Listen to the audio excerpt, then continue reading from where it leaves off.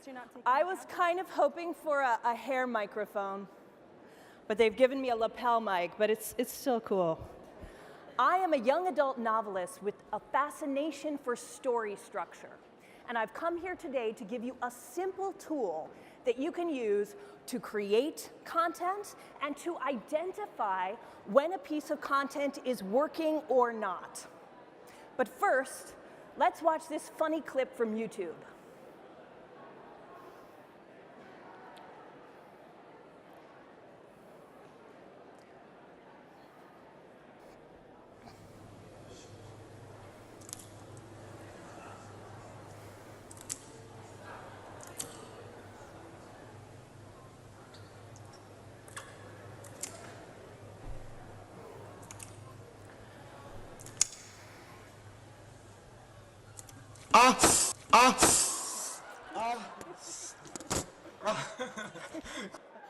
I'm sorry to spring that on you.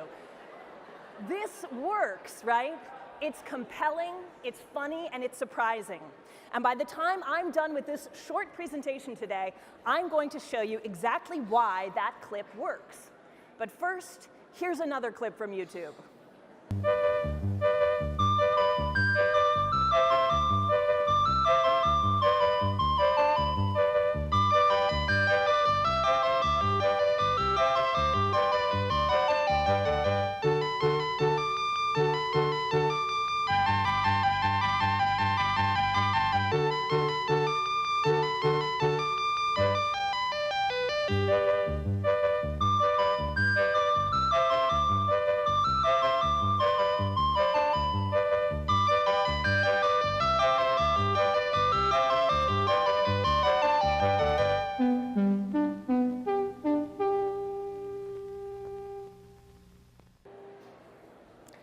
That's sweet, right? Now, how many of you recognize that theme song? Show of hands. Oh, a couple, only a couple. How many of you recognize the little girl in that video? It's me. Emmy Laybourne, that was me. I know, I was super cute, wasn't I? The year is more like 1981. I'm around 10 years old, and I am in that video for Pinwheel because my mom, Jerry Laybourne, created Nickelodeon. I know, thank you. Thank you. Thank you very much. She created it, of course, along with a bunch of other wildly creative, inventive people, one of whom was my dad, Kit Laybourne, looking in that photo sort of like a happy Gordon Gekko. My dad was an animator and a television producer, and because he and my mom and all these other wonderful creative people had all of these crazy ideas, but not a lot of money, we developed and made a lot of the early programming for Nickelodeon in our own house. So that was me on that video for Pinwheel. I kissed frogs and threw them out of a window for a sketch on Turkey TV when I was about 13. And we tested all of the stunts for Double Dare in our basement. Whoops. I messed up my slides. There we go. Double Dare, right there, in my basement. It was awesome. It was incredible. And of course, it turned my brother and I into storytellers. And all of you out here, whether you're a blogger or a tweeter or a YouTuber, a Snapchatter, you guys are storytellers as well. But because you didn't get to sit around the dining room table with me and my family, you didn't get the advantage of that. So let me tell you a little bit about what I learned. Let me talk to you about the shape of story. You know who had a lot to say about the shape of story? My friend Aristotle. From his Poetics, now, according to our definition, tragedy is an imitation of an action that is complete and whole. A whole is that which has a beginning, a middle, and an end. Aristotle is saying that for a story to be complete, it needs to have a beginning, a middle, and an end. We see also that any story is an imitation of an action occurring in the real world. So Aristotle nailed it for all civilization to come, but if you're not into Aristotle, maybe you'll take it from my friend David Mamet, the famous playwright and screenwriter. Of beginning, middle, end, David Mamet says, this is the structure that mirrors human perception. He goes on to say, it's not just something made of old cloth. This is the way we perceive a story, with a beginning, a middle, and an end. So when one wants to best utilize the theater, one would try to structure a play in a way that is congruent with the way the mind perceives it. I know that's a long quote, but what he's saying is, beginning, middle, end is how our minds work. So if you want to structure something in a way that an audience can really absorb it, then you should follow that form. Now, if Aristotle and Mamet don't do it for you, perhaps you'll be impressed with this example of structure from the big book, the Bible. I'll paraphrase from Genesis here. In the beginning, God created the heaven and the earth. He creates the light, the earth and the waters, grass and plants, the sun, the moon, and the stars, every living creature, man and woman. On the seventh day, he rests. Beginning, middle, end. And this very clean and clear structure is found through our everyday lives. We wake up, we go to work, we go to sleep, right? We have a secret, we share it, we heal. We have a dream, we work hard to achieve it, and we enjoy it, right? You better enjoy it after you work that hard to achieve it. Friends, we're born, we live, and we die, beginning, middle, end. It works. We know this structure. This simple pattern is everywhere because story is a fractal. What is a fractal? I'm going to read it to you from the screen. A fractal is a never-ending pattern. Fractals are infinitely complex patterns that are self-similar across different scales. Fractals can be found in math and in nature and in story. Here's an example of a fractal from nature.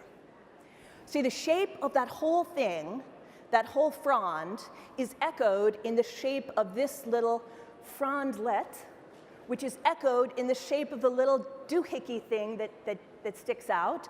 And if we could go further in, you would see that it's echoed in the shape of one of those little leaf ridges, right? Story is a fractal. Here's the shape of story. It's just a little mountain, right? Rising tension, and then it comes down. That's the general story structure shape. But here's the shape of three-act story structure. Beginning, middle, end. See that? See the fractal working here? And then if you drew a line connecting from the beginning point of the first arrow all the way up to the top of that last arrow, you'd see the whole thing has the same shape. And if we went in, we would see that it's a little razor. It's like a jigsaw going up, up, up, up, up. Each scene has the same shape. Each beat has the same shape.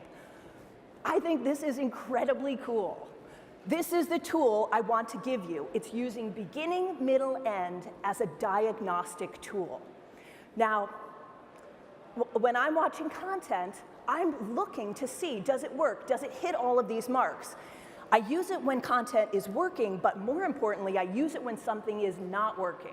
So when I see a movie or read a book or see content on YouTube that doesn't work, I apply this to it and I look to see where has it missed the mark. Let's practice doing that together, all right? Here is a clip from YouTube that has a really great beginning. Let's go from there. Ken, in one of your emails, you said your wife questioned whether the video that I had published was real or whether the thing had been faked. Yesterday we had the house pressure washed and I had to move all the feeders off the deck. So I put them up on this temporary rack in the backyard and I'm just making a second video for you and your wife. You can judge for yourself. I'm just going to stand here quietly for a minute.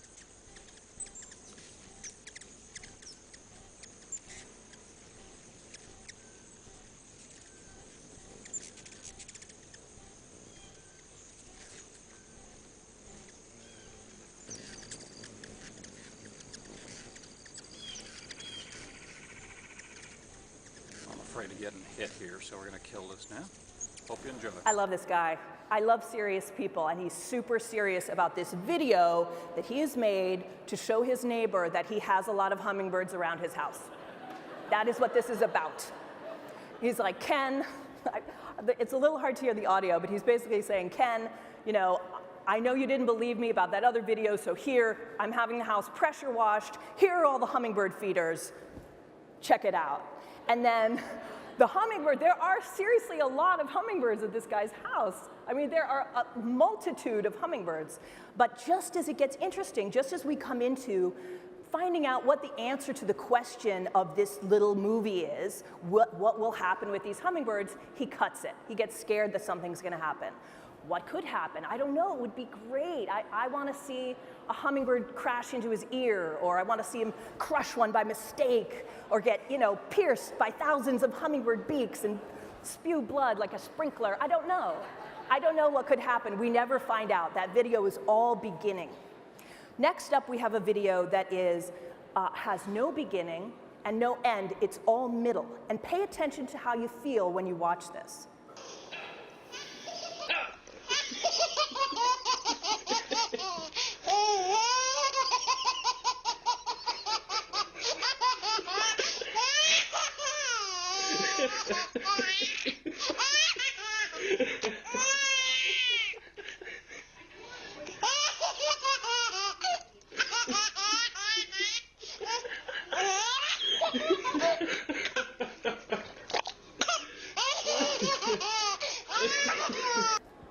I know, it's so cute. Thank you for that awe.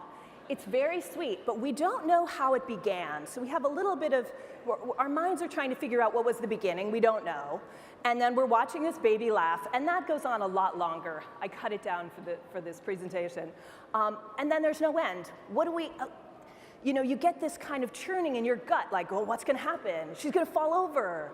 Oh, she's gonna throw up. You know, something's gonna happen. But no, it just cuts out. So that's an example of a video with no beginning and no end. It's all middle.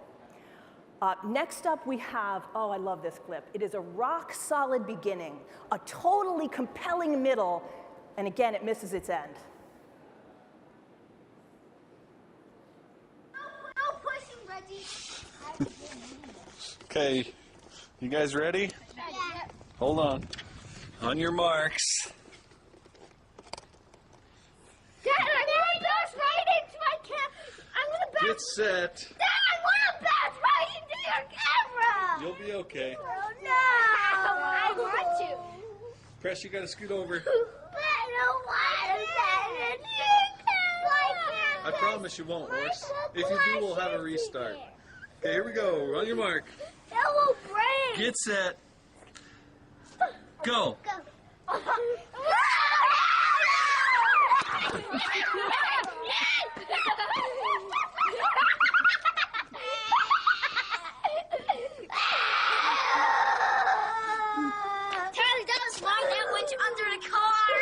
Oh no, who does that one?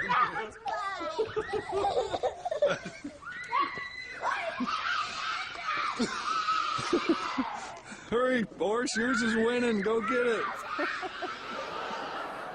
Oh, the agony. But isn't this is a magnificent example of a real story playing out in a YouTube clip. Act 1, a tape race, okay? I've never seen a tape race before. I'm thrilled, I'm riveted.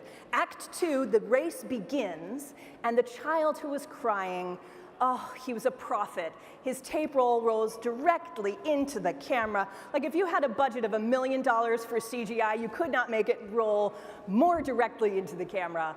Act 3, oh, so Act 2 is the race, right? And then Act 2 is over. Now it's into Act 3. What happens next?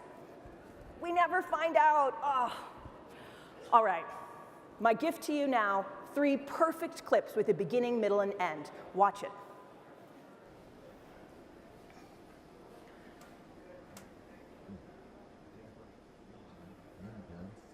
It's so loose though. It's not tight enough. It's a mess. Look how we. Let's go with it. That's it.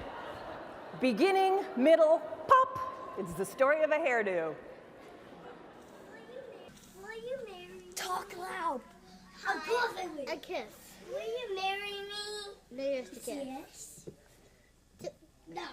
No, and then we kiss. If I do on the cheek. Not on the lips. No, that's what I said. So what's this video?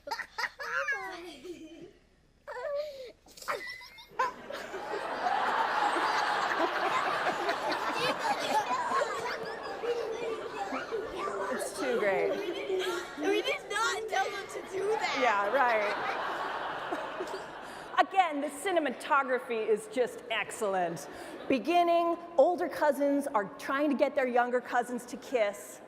Middle of the story, will they or won't they? Will they or won't they? It's innocent fun. They kiss, and then the surprise twist at the end, boom, the mom is there. That's act 3 of that whole thing. That's the end. And now we're back. I want to show you our frog clip one more time. And now that you've used this little tool of mine, see how beautifully this plays out.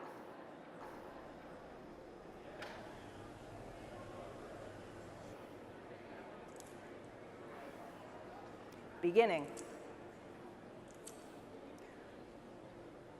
Middle, the frog can actually play the video game.